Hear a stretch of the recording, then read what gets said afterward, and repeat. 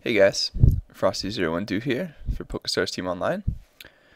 This is going to be the first of what is likely going to become a weekly video series for me, where I talk about an interesting hand that takes place each week and run through my thought process about the hand and things like that.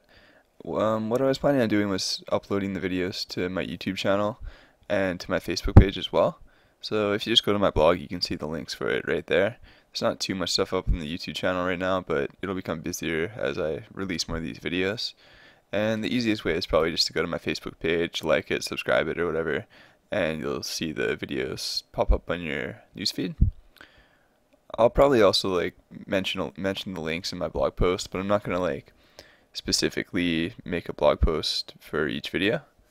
It'll just become too redundant, I think, and too cluttered almost. So anyways,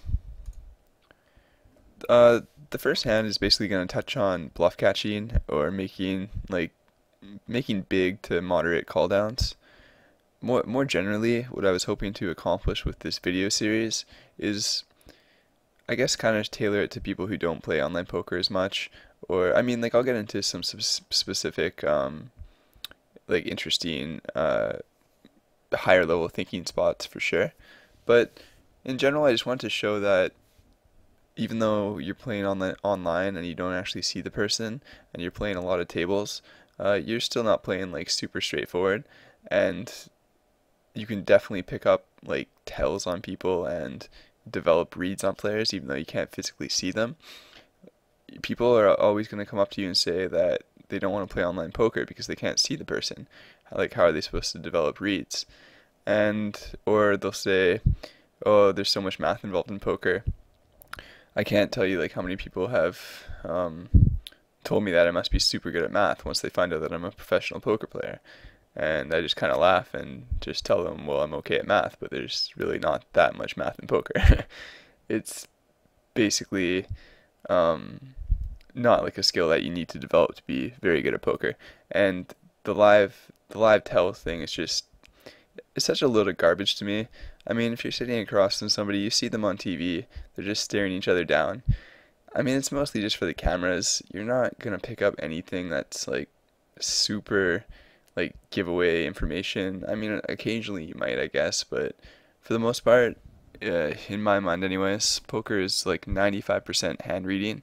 It all comes down to trying to make sense of the hand, trying to put your opponent on a narrow hand range, and that's basically how you play poker. So for this hand, I've turned my HUD off. I don't need my heads up display stats.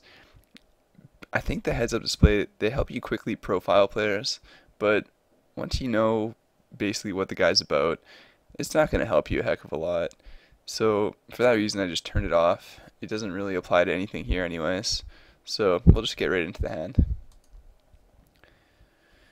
It is important to know that it's going to fold to me on the button here, and it is important to know that the two players behind me are regular players, because once you do profile players generally, it is very important to do that, at least because you do have to play it quite differently against regular players and against fish. You want to know that somebody's thinking on the same level as you before trying different plays that might not even make sense to a more recreational player that's not even thinking about anything other than what they're holding. So it folds around to me and I go for a pretty standard steal here on the button. Small blind folds and the big blind calls, and the flop comes down 5-3-2.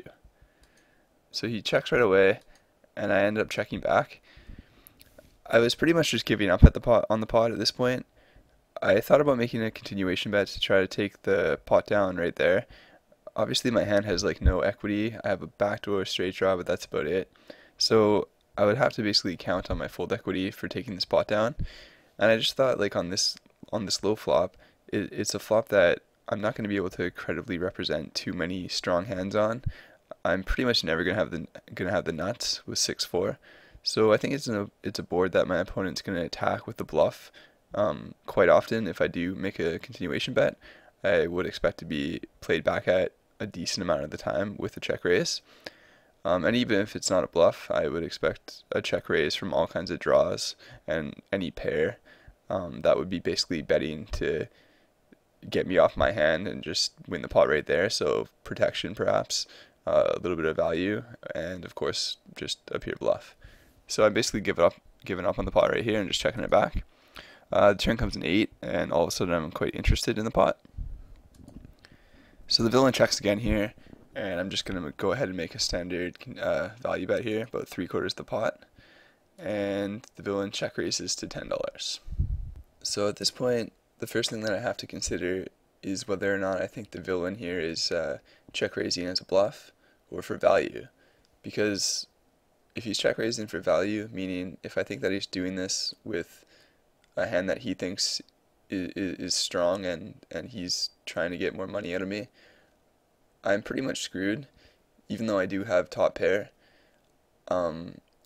Just full ring in general plays quite tight, so if he's value betting me here, my 7-8 is almost never going to be good. I would expect him to do it with at least maybe, I mean there's a chance he could have the exact same hand as me, or maybe like 8-6, but it's much more likely that he would have like ace-8 at the minimum, if not a straight or a set or some combination of 2 pair. So I really only beat a bluff at this point in my mind. I mean, of course, there's always going to be exceptions, and people will, they'll make mistakes, or they'll take kind of weird lines every now and then. But I'm pretty convinced that I'm not going to beat anything that he's check raising here for value. So then I have to determine whether or not he's bluffing, and like right away I was like pretty convinced that he was bluffing here. And the reason was just because after I check back the flop and a card like an 8 comes on the turn, basically any non-face card, if any like non-face card rolled off on the turn, I think that he wouldn't expect me to bet that card. So if he wouldn't expect me to bet it and he had anything, I think he would just lead the turn himself. I think he would just bet out. I think he would bet out with any pair and any draw, especially any draw, because like I said, I think he's going to think that I'm just going to check it back almost every time, because there just aren't too many 8s that are going to be in my hand, and the 8 really doesn't like change the board too much. I mean, it does put the other draw out there, but I guess that's about it. So with like that considered, I just think that I just think he's like completely bluffing. Like I don't even think he has a draw, because like I said, I think if he had a draw, he would just lead the turn and try to make me fold like ace high, like because it's quite realistic that I could have checked back an ace on that flop. So I think he would just lead and try to make me fold it. And if he had a pair, I think he would just bet out for value and protection, because he doesn't want to give me any more free cards. Like once I check back that flop, he's got to think that I'm just going to check the turn most of the time. So I would really expect him just to do the betting himself. So I'm pretty convinced he's bluffing at this stage, and so I just go ahead and call him. And the turn comes a queen, which is a pretty good card actually.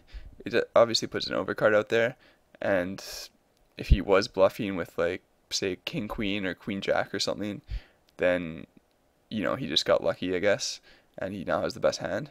But it kind of sounds like counterintuitive here, but I'm actually hoping that he bets this river, because if he checks this river, well, I mean, there's a chance he's just giving up on his bluff and our hand is good, but I think it's almost more likely that he has a hand like ace-8 or 8-9, or like a hand that beats us that wants to get to showdown. Maybe like pocket 9s, pocket 10s could be realistic as well. So if he checks, I'm like actually not too happy about it, because I think he might be checking just to get to showdown with the hand that he thinks is good. So I'm actually hoping to see a bet here, which is what happens. And I just stick with my read and call him down like instantly, and I was totally right in this spot. He had ace-9 of hearts, so he was just basically running a complete bluff. He had a gut shot, a straight draw, I guess, but yeah, it's pretty much a bluff. So I mean, it worked out that time. It's not going to work out every time, but that's basically just some insight into my thought process going on throughout the hand. And you can see that I'm not just calling because I have second pair. I'm calling because I like put him on a hand range and like kind of determine that he's very likely bluffing in the spot. And it doesn't really matter too much what I had there. I mean, I could have had like ace-5 and made the same call, or 5-4 and made the same call.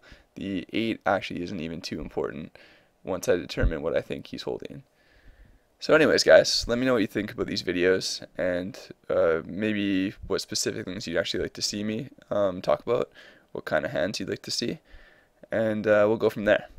So yeah, that's all for now, guys. So good luck at the tables, and take it easy.